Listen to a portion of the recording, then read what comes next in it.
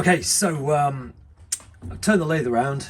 I've got our piece of ebonite chucked up in the 3-jaw self-centering standard chuck that comes on this lathe. I've got 3 tools in the tool holder. One for quick removal of material, and then I've got 2 for finishing the face of the stem and the tenon itself. This is integral tenons. And I've swapped out the huge Jacobs chuck for a small one.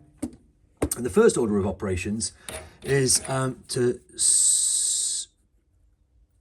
face off the end of the stem, the button end of the stem, and drill just over 1 inch for the airway from the button end. And then we'll flip it around, do the tenon, and then turn to the right kind of diameter for the shank, and then hope it fits. Okay, so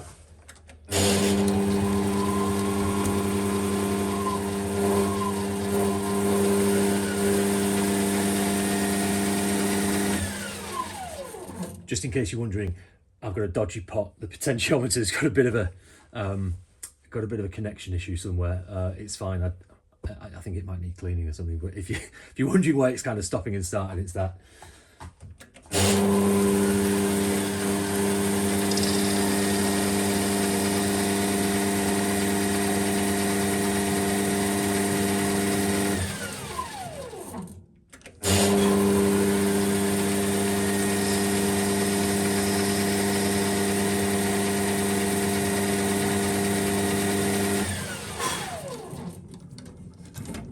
So the great thing about HSS is if you can sharpen it good enough, then you end up with a super nice finish. Leaves you way less sanding to do.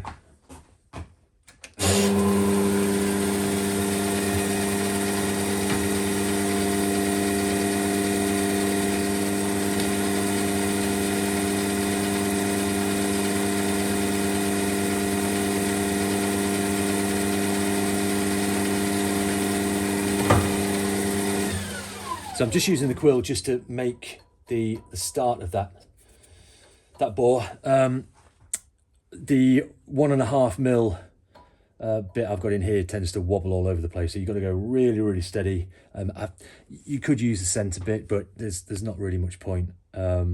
Just go steady, and that'll be fine. And then you can just use the tailstock manually again.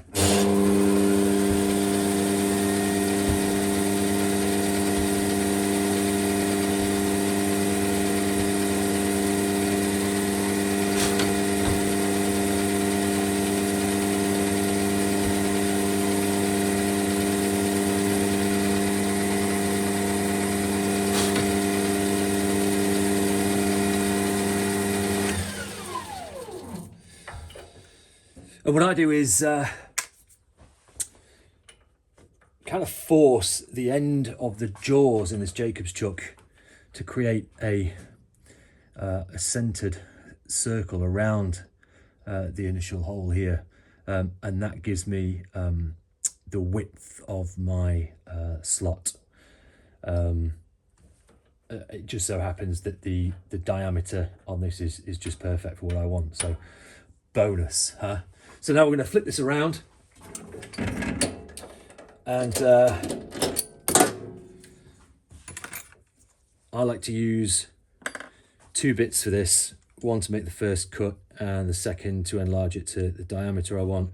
And we're just going to make sure that that passes that inch mark there that I've made from the button end, and I'll draw a diagram in a short while to show you why. So that's the first cut, and that one slightly bigger, slightly wider, slightly different profile for the second cut. And again, might be overkill, it's just I've got the best results from doing it that way. And now it's a case of taking wrong ones. Taking the depth of the mortise, locking that up. And that's what we'll use to make our mark in the ebonite here for the depth of the tenon, and the diameter, etc. So again, face off and continue to work. So starting by facing off,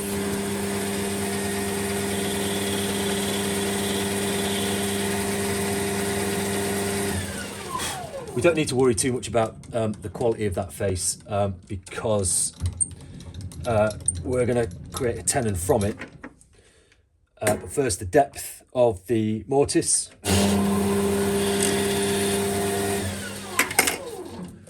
So as you can see,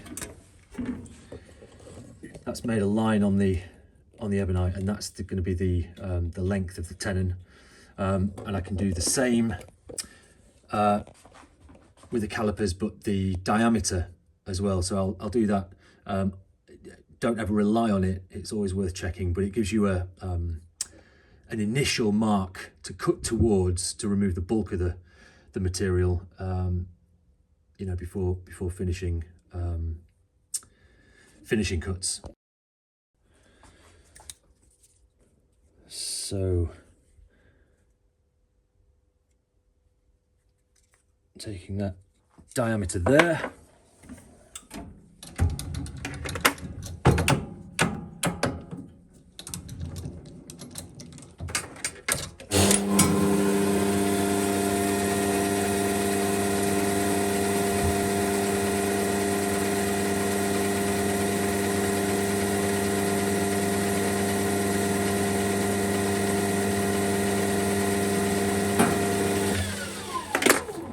Hopefully you can see that I've got them.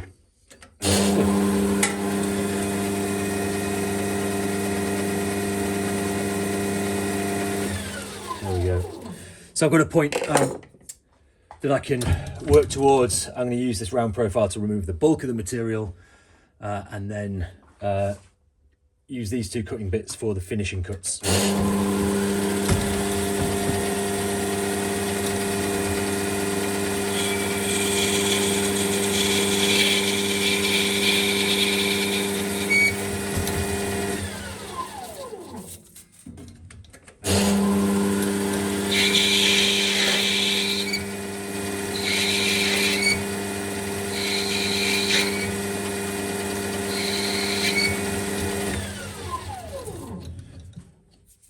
So what I do here is just work with the last 3 or 4, maybe 5 mil towards the end of the piece of ebonite. The reason for that is, again, this will flex. So if you just keep going down to the shoulder and the stem face here, any finishing cuts you're going to make are going to increase the chance of flex and a kind of non-cylindrical tenon. So it's worth taking your time to do this right. And checking for that diameter, getting it close to, if not the finished diameter for the pipe. And that means you can, you know, then speeds up the process of cutting the rest.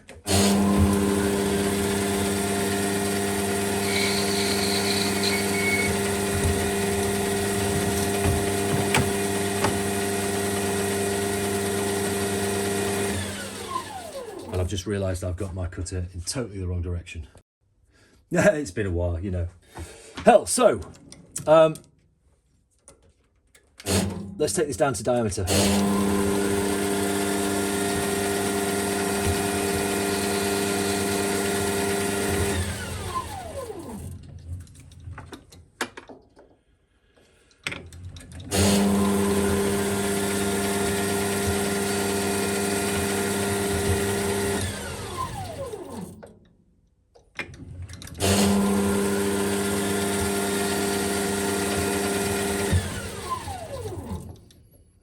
And just little cut by little cut.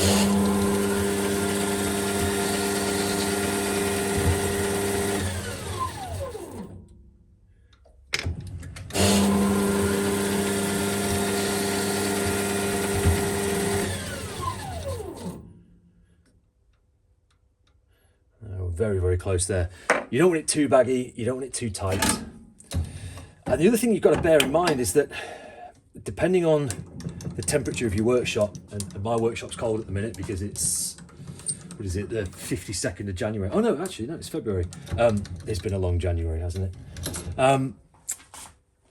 If you're smoking the same pipe made in the winter, but in the summer, that wood is going to be warmer, it's going to occupy more space, more volume, it's going to swell up, and that means that your fit is going to be a lot tighter. So in the winter, it is a good idea to bear that in mind and, you know, adjust that fit as necessary. Incredibly important.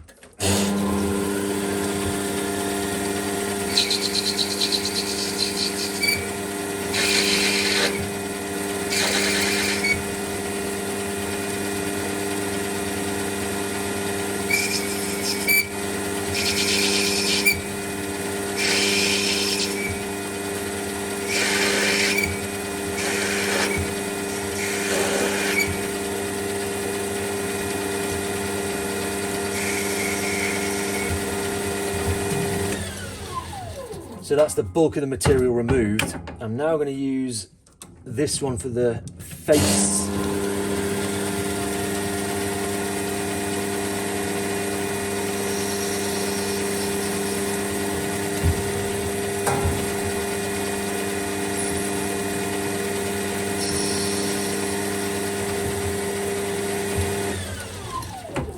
And just keep switching between them until I get a nice finish that's the right diameter.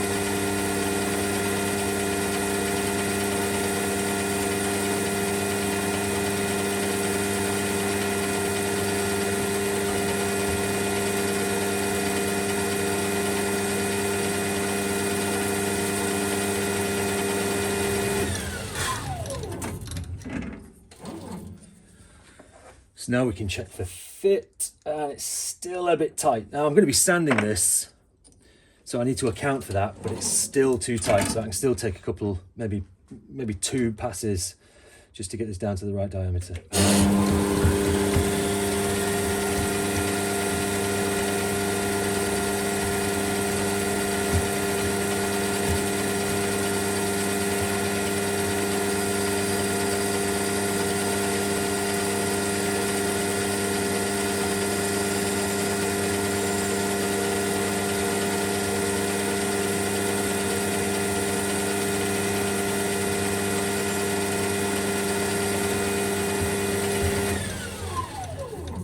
And we'll check that before we do another one, and that's about right. Yeah, maybe still a little bit too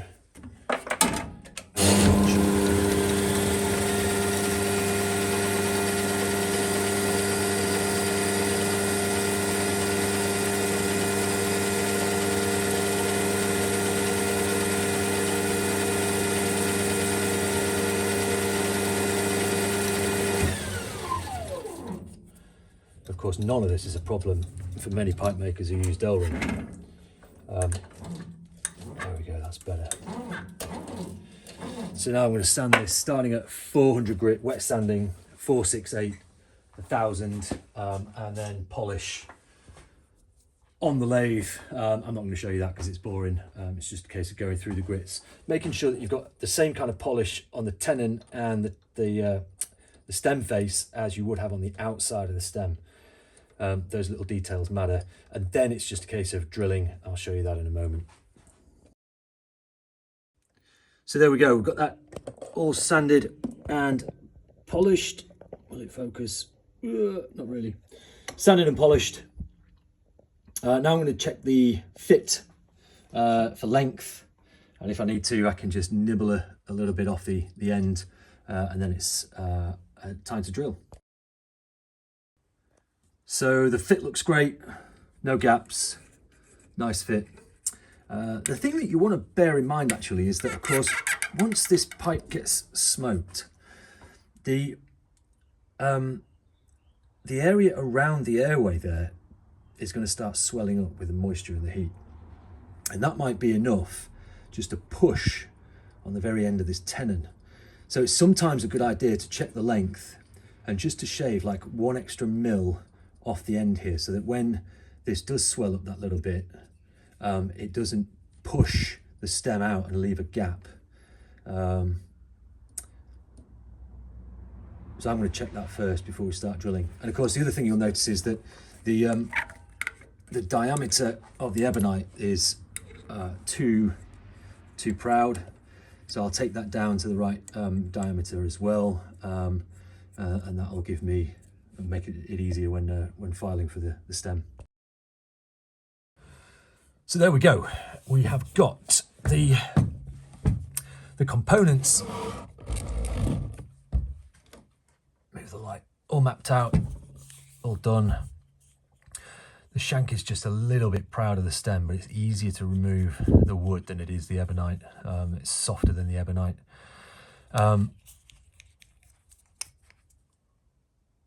We've got some nice faces on everything. Nice fit.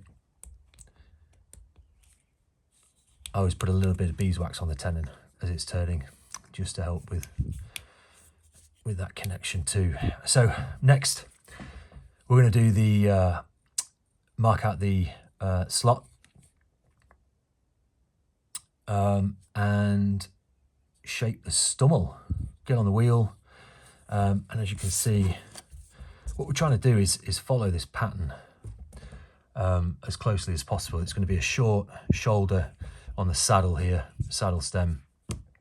It's got a lot of material to remove in this stem, and it's going to be a nice little pocket pipe. This a little apple to stick in your pocket for whenever you get the the right kind of situation to have a quick smoke.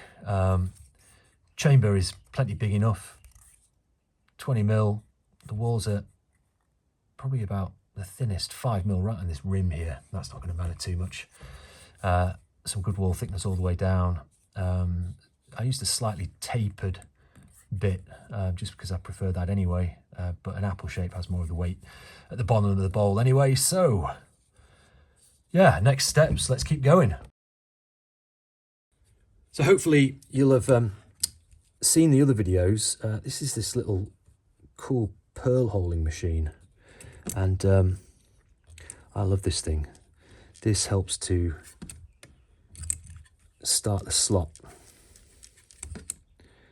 And I'll show you a drawing of what we're trying to achieve in the next segment. But it's just a case of chucking this up and turning it on.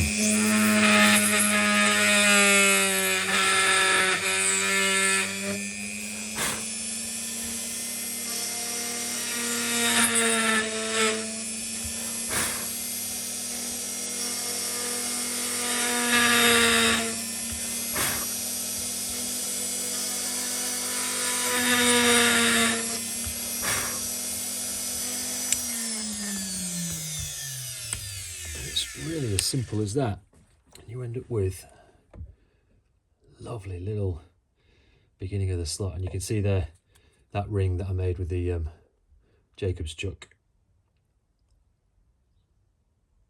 Onto the next phase. Okay, so I've just got to the wheel and I've just smoothed out the kind of fishtail effect of the stem.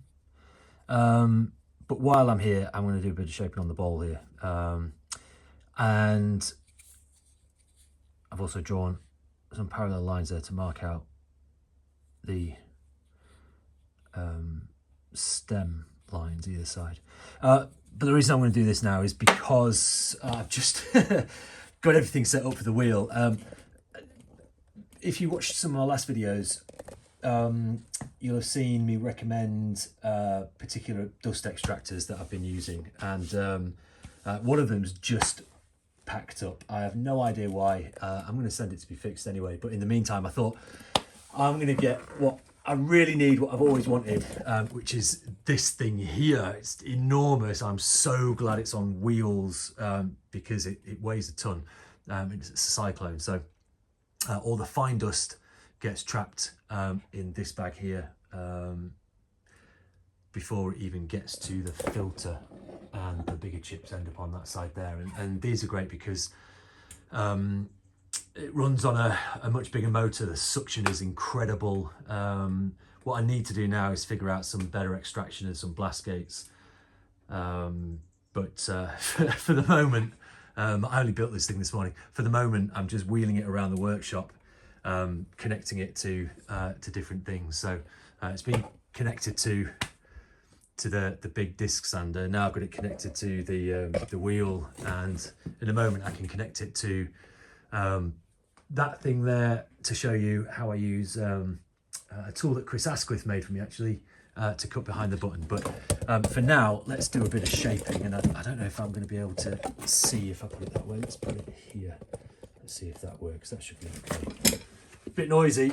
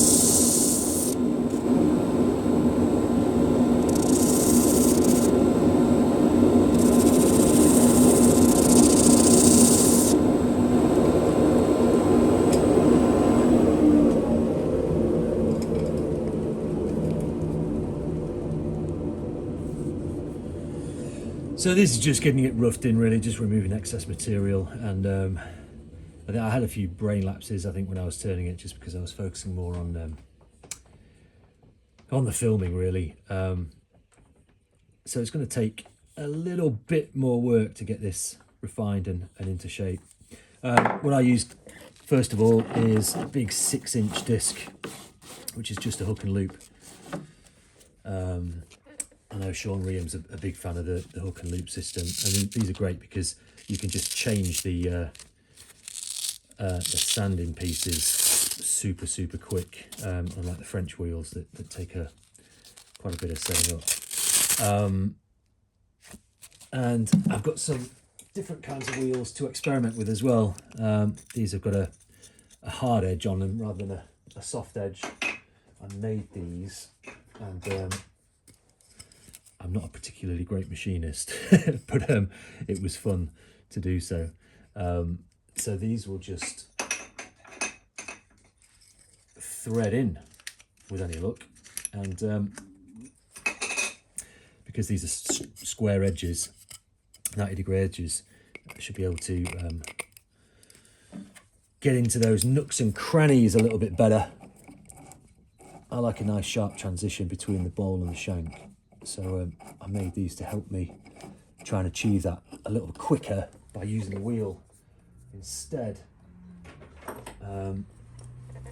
Hopefully they're going to work. I've not tried them yet, I've not had the chance, but we'll see how we go. Okay, so I'm pretty much done on the wheel, I think. Mostly roughed in, taken to about 180 grit. So the rest I'll do by hand, and it looks like it might be a smooth. That there's just a pencil line. So quite exciting. Getting there. This is a cool bit of kit. Turn the heater off. This is a wheel that Chris Asquith made, and runs nice and true. And this is used for riding here just behind the button, and incredibly accurate, incredibly useful, and a real time saver. So I'm going to find a socket to this.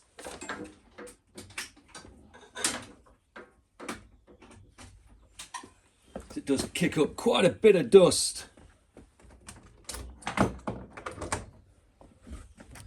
Let's see how we get on.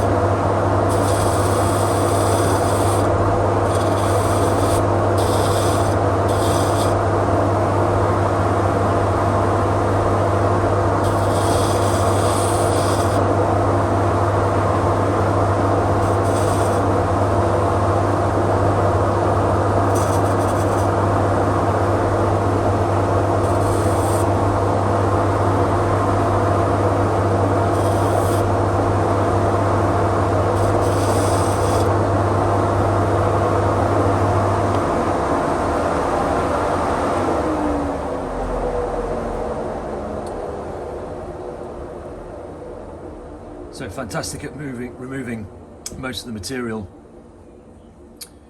I find it a lot easier doing it this way than on the wheel. And you can really get in there behind the button and get really close to that 4mm target.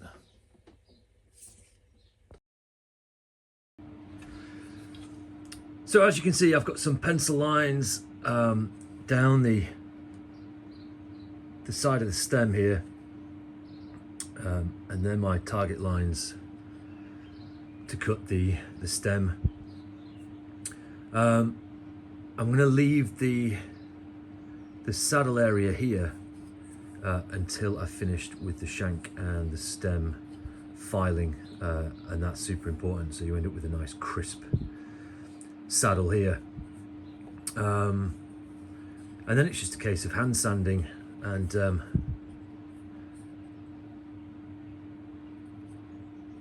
finishing. It's looking pretty cool already. I'm first going to use a 00 file, cutting here.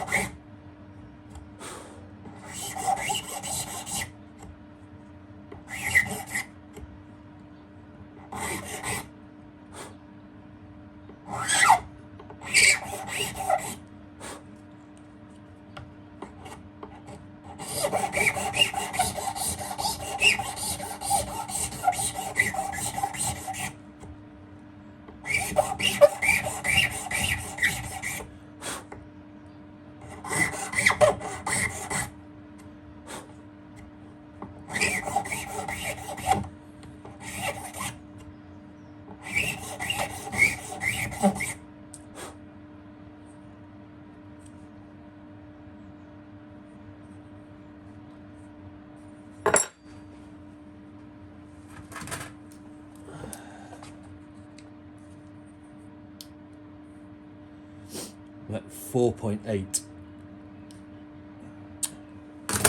so really close already.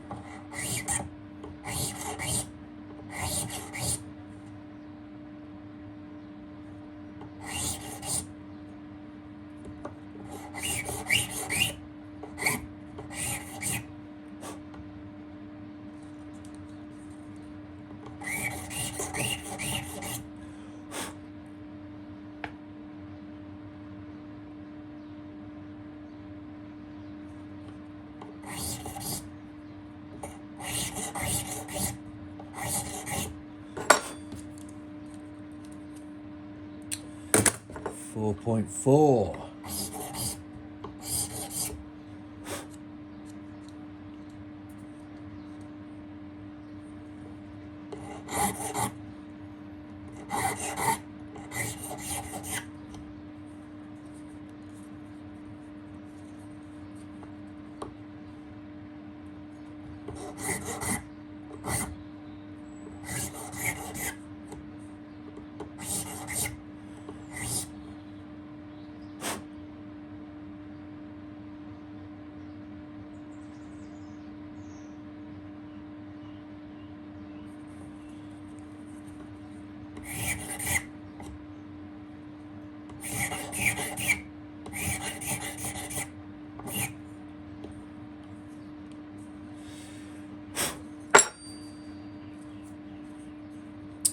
So time to work on the shank, getting everything flush there. Hand sanding the stummel. I feel really out of practice. Oh, fucking hell. When it comes to hand sanding, I like to use cloth backed, low grit, kind of shoe shine method, and helps you to see where you need to remove more material, where you've got excess material.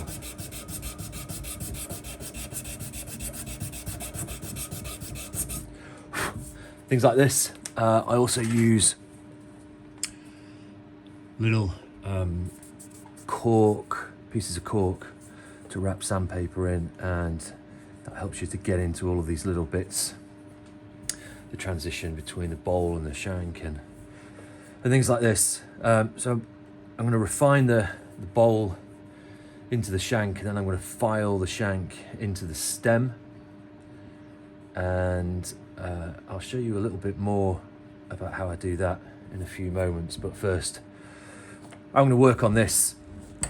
I find this setup really useful for hand sanding and refining the shape, making sure I've got everything where I want it.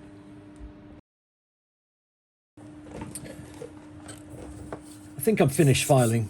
I got up to a number 3, and it's all nice and round,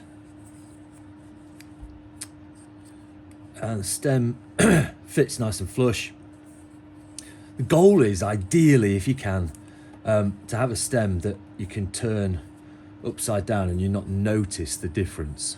It does take quite a bit of patience, and you can end up chasing your tail a little bit. But the truer you end up with a proper circle, then the more, I guess, the more high grade your pipe is. It's a nice aim anyway. So this is nice and cylindrical. There's a slight taper, and I want to do all of that work before I start cutting the saddle, because I want a really nice crisp defining line between this surface and the saddle there. Now it's a case of going back to the bowl and the shank and the saddle there with probably the bowl certainly 180, 240, because the last grit I used was 150 on the bowl, so that certainly needs 180 and then 240.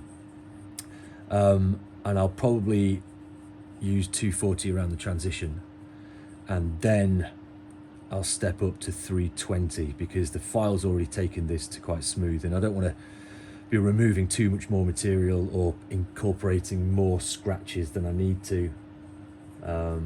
It's just time wasted. So that's the next step. I've also been around some of the surfaces here just to check that these are flat. It's really easy to end up carving too much material out of the shank here and ending up with a big gap. So it's important that this is totally flat, and this line here is nice and flat as well, and basically all the way around. Again, that's the kind of thing that we're aiming for.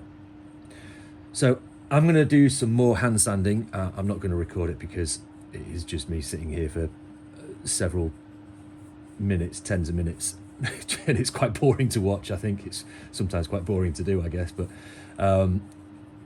we'll come back when we're ready for the next step.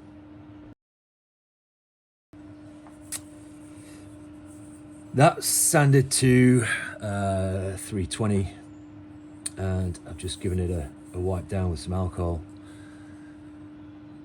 and we can start to see what this is going to turn out like. I quite like it. It's going to be a handsome little pipe, I think.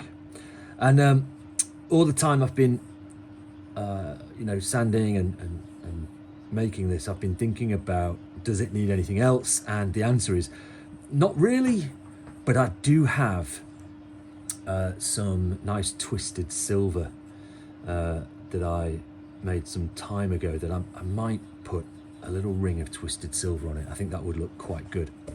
I've decided that I'm going to go through with the contrast staining process.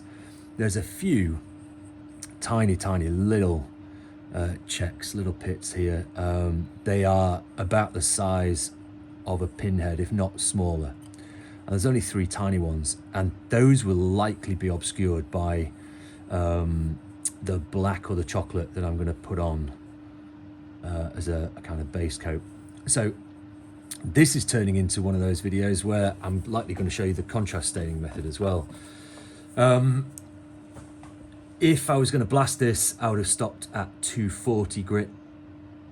And sandblasting is way more forgiving shape-wise, and way more forgiving process-wise. Smooth pipes are a lot more difficult. They're a lot more exacting. You've got to spend a lot more time on them. But I really like the way that this is turning out. It's a handsome little piece. So I'm going to take this now to 400. The stem is something that we'll sort out soon. In fact, I'll probably do the stem first and then go to... No, I won't. I'll do the majority of the stem first, then I'll go to 400. But the sanding of the saddle here needs to be done after everything is complete, because we want that really nice crisp saddle. We don't want it rounded over by any sanding, or really even any buffing. So yeah, that's what's happening next. Right, let's get on with that. So we're about at 400 grit, and I'm just going to postpone the contrast staining just for the purposes of this video. You've noticed that whilst I'm in this stage, I've not taken the stem out at all. That stays in. You treat the pipe as one piece. We want the edge of the shank here, the edge of the stem, to be completely flat, completely flush, not any rounding over.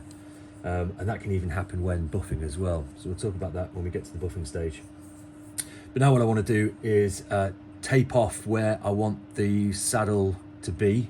This is going to be a really short, abbreviated saddle, kind of Danish style.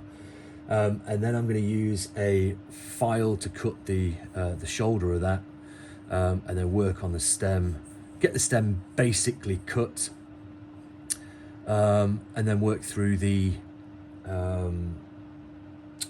contrast staining, and then come back to the final sanding of the stem, but not the filing. Filing we're going to get all done before the contrast staining, and I like to do that as well. Once you finish contrast staining and you apply the oil and the finish and whatnot, it should be good to hold and stuff, but you really want to do as much of the stem work. I like to do as much of the stem work as possible whilst the pipe is still in quite a raw state. It's quite a dirty job messing around with ebonite. So I use a coarse file first, around, then a second and a smooth, and then a super smooth, and then it will be a case of wet sanding to finish. So let's find some tape, and you can use whatever tape you like. Electrical tape will work fine. I like Scotch tape, and I want a super short saddle, and what we're looking to do here is tape up a nice concentric ring, and that's where we're going to cut to loosely. We're not going to make the final cuts or the final sanding. We just want to get near it so that we can do most of the stem work. So in with the coarse file first of all, and I'm just going to work my way towards that. I'm going to use my thumb as a a piece of protection to stop that file jumping over and hitting anything that we've already worked on, already finished.